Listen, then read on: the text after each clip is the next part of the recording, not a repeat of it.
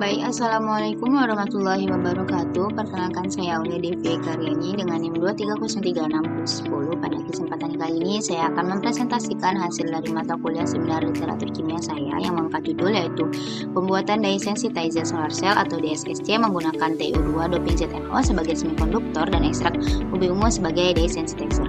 Nah, pada mata kuliah ini diampu oleh Bapak Alizar SPD MSc dan PhD dan Ibu Apoteker Della Rosiana Setiadi M.Pharm. Nah, langsung saja masuk pada latar belakang. Energi listrik merupakan energi yang sangat penting bagi kehidupan manusia. Hampir seluruh peralatan rumah tangga dan lainnya menggunakan energi listrik sebagai sumber energi. Nah, berdasarkan data yang sudah saya cari, jumlah energi listrik pada tahun 2024 saja sudah mencapai 306,219,42 GWh. Namun sumber utama pada listrik tersebut masih didominasi oleh energi fosil, yang terutama batu bara, gas, dan minyak. Nah, Indonesia sendiri merupakan negara yang beriklim tropis karena letak geografis Indonesia pada garis khatulistiwa, sehingga Indonesia memiliki potensi energi surya yang cukup tinggi. Nah, di Indonesia sendiri memperoleh sinar matahari rata-rata 8 jam per hari. Nah, diperoleh energi sebesar 4,8 sampai 6 kWh per meter persegi. Alternatif dalam memanfaatkan sinar matahari sebagai energi listrik salah satunya menggunakan sel surya atau solar cell. Nah, pada kesempatan kali ini saya ingin membuat solar cell generasi ketiga, yaitu dye sensitizer solar cell yang mengkonversi sinar matahari tampak menjadi energi listrik. Nah, dari DSSC sendiri memiliki 5 komponen, yaitu yang pertama ada kaca berlapis, yang kedua ada semikonduktor, yang ketiga ada dye sensitizer, yang keempat elektrolit yang mengandung media redox, dan yang kelima elektroda yang bermuatan. Masuk ke tinjauan teori yang pertama, yaitu ada ubi ungu. Nah, pada kesempatan kali ini saya menggunakan ubi ungu atau ubi jalar ungu sebagai dye sensitizer atau sebagai pewarna, karena ubi ungu mengandung antosianin yang berperan dalam penyerapan cahaya. Total konten antosianin pada ubi jalar ungu adalah 519 mg atau 100 gram berat basah. Nah, selanjutnya yaitu ada semikonduktor, yaitu TiO2 dan ZnO yang digunakan sebagai elektroda kerja atau fotoanoda yang mengumpulkan elektron yang dihasilkan oleh pewarna atau dyes itu tadi yang berupa ubi ungu. Nah, mengapa saya menggunakan doping ZnO? Karena penambahan ZnO ini dapat membuat mobilitas elektron lebih tinggi dibandingkan TiO2 murni, sehingga elektron yang diinjeksi dari dyes dapat bergerak lebih cepat menuju elektroda. Selain itu, kombinasi dari TiO2 doping ZnO juga memperbesar luas permukaan aktif sehingga penyerapan dyes meningkat. Selanjutnya yaitu ada giant magnetoresistance atau GMR sebagai substrat konduktif pada DSSC karena memiliki resistensi rendah dan mampu mengantarkan elektron dengan baik. Nah, strukturnya multi-layer yang mendukung aliran elektron lebih stabil sehingga meningkatkan kinerja dan efisiensi dari DSSC itu sendiri. Selanjutnya itu prinsip kerja dari dye sensitizer solar cell. Nah, pada dasarnya prinsip kerja dari DSSC sendiri yaitu mengkonversi energi cahaya ke listrik dalam skala molekuler dalam bentuk reaksi dari transfer elektron secara sistematik. Nah, lanjut saja pada metode pembuatan dye sensitizer solar cell. Yang pertama yaitu pembuatan lapisan tipis atau GMR itu sendiri, yaitu yang pertama dilakukan dengan pembuatan prekursor CO, Fe2O4 dan ZnO. Nah, larutan yang sudah tertera ini dilarutkan dalam etanol kemudian disunifikasi. Yang kedua yaitu persiapan pembuatan substrat kaca yang dibilas oleh aseton kemudian di oven selama 15 menit pada suhu 100 derajat Celcius. Selanjutnya yaitu pembuatan lapisan tipis COFE2O4 yang dilakukan dengan cara meneteskan prekursor ke kaca GMR dan di spin coating selama 30 detik dengan 2000 rpm.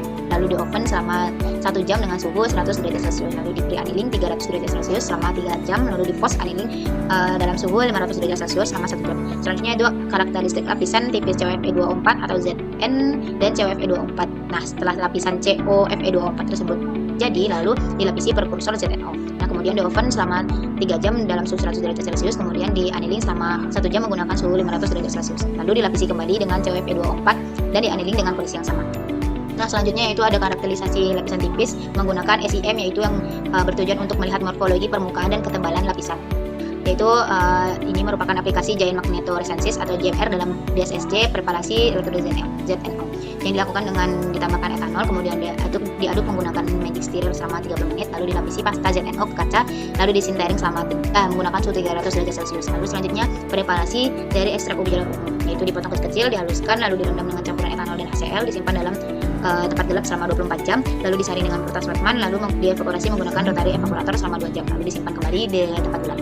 Lalu selanjutnya ada peredam elektroda, yaitu menggunakan variasi 10-50%. Nah, ini direndam selama 1 jam, lalu dikeringkan, kemudian diukur efisiensinya. Nah, selanjutnya ada variasi waktu yang digunakan adalah 1-5 jam, dilakukan dengan perendaman ZnO pada konsentrasi optimum yaitu waktunya 1, 2, 3, 4 jam, lalu keringkan dan ukur efisiensi. Selanjutnya ada preparasi larutan elektrolit KI, I2, PIJ. Itu dilakukan dengan cara Ki tambah I2 di dalam asetonitril, lalu dicampurkan hingga homogen, tambah PEG, aduk sampai membentuk gel. Nah, selanjutnya ada perakitan dari DSSC sendiri, yaitu memasang elektroda ZNO atau anoda dari elektroda karbon atau katoda secara sandwich, lalu diletakkan gel elektrolit Ki tadi yang sudah dibuat di antara kedua elektroda, lalu jepit menggunakan klip atau binder agar rapat. Nah, selanjutnya pembahasan. Yang pertama yaitu pembahasan untuk karakterisasi GMR itu sendiri menggunakan scanning elektron mikroskopi atau SEM. Ini merupakan hasil dari permukaan lapis tipis COFE24 ZN COFE24 perbesaran 10.000 kali. Nah, ini menunjukkan lapisan COFE24 ZNO COFE24 terbentuk cukup merata di permukaan kaca. Nah, faktor yang mempengaruhi kualitas dari lapisan tipis GMR salah satunya adalah ketebalan dari lapisan tipis ini sendiri. Nah, untuk mengetahuinya, maka kita menggunakan scanning elektron mikroskopi atau SEM.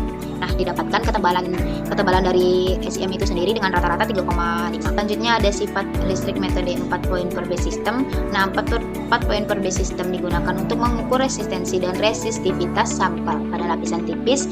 Nah, hasil sol gel spin puting selama menggunakan 2000 rpm diperoleh resistensi kurang dari 100 ohm. Nah, resistensi sendiri dipengaruhi oleh ketebalan lapisan, perbandingan lurus dengan tegangan, dan perbandingan terbalik dengan arus. Hasil ini menunjukkan kaca GMR bias layak digunakan sebagai substrat dalam DSSC. Selanjutnya yaitu ada pengecekan dari zat warna itu sendiri dengan menggunakan spektrum UV vis. Nah, dilakukan dengan rentangan panjang gelombang yaitu 425 sampai 800 nanometer. Nah, hasil pengujian UV spektrum serapan 460 sampai 580 dengan panjang gelombang maksimum yaitu atau lambda max 525 nanometer. Nah, nilai absorbansi ini cukup tinggi yang menunjukkan bahwa konsentrasi zat warna atau cyanin dalam penyerapan spektrum. Selanjutnya yaitu ada pengukuran tegangan, hambatan, dan efisiensi DSSC terhadap konsentrasi ekstrak ubi jalur ungu yang dilakukan dengan perendaman memvariasi dari konsentrasi itu sendiri yaitu 10-50%. Nah, menunjukkan efisiensi maksimum pada konsentrasi zat warna yaitu 50% dengan hasil 0,19. Nah, ini menunjukkan bahwa semakin tinggi konsentrasi maka semakin banyak antosianin dan semakin banyak pula foton yang diserap. Nah, pada 50% konsentrasi optimum tercapai. Nah, selanjutnya itu pengukuran tegangan dan hambatan pada efisiensi DSSC terhadap waktu penyerapan ekstrak ubi jalur ungu yang divariasi dengan waktu 1 jam sampai 5 jam. Nah, pada perendaman optimum yaitu pada 5 jam didapatkan hasil yaitu 0,72%. Nah, dikarenakan semakin lama waktu perendaman semikonduktor maka semakin banyak pula antosianin yang terikat pada semikonduktor dan semakin banyak pula elektron ditangkap oleh antosianin. Nah, maka semakin tinggi pula efisiensi yang dihasilkan. Kesimpulan yang saya dapat yang pertama yaitu lapisan tipis COFE24 ZNO COFE24 yang dibuat dengan metode sol gel spin coating memiliki resistensi rendah sehingga cocok dijadikan substrat DSSC. Nah, pada yang kedua yaitu pada uji variasi konsentrasi dies ubi jalur ungu, konsentrasi 50% menghasilkan efisiensi tertinggi yaitu 0,19%. Sementara itu pada variasi waktu perendaman, efisiensi maksimal diperoleh pada perendaman selama 5 jam dengan nilai 0,72%. Nah, sekian presentasi dari saya, kurang dan lebihnya saya mohon maaf. Saya akhiri, wabillahi taufiq wal hidayah. Wassalamualaikum warahmatullahi wabarakatuh.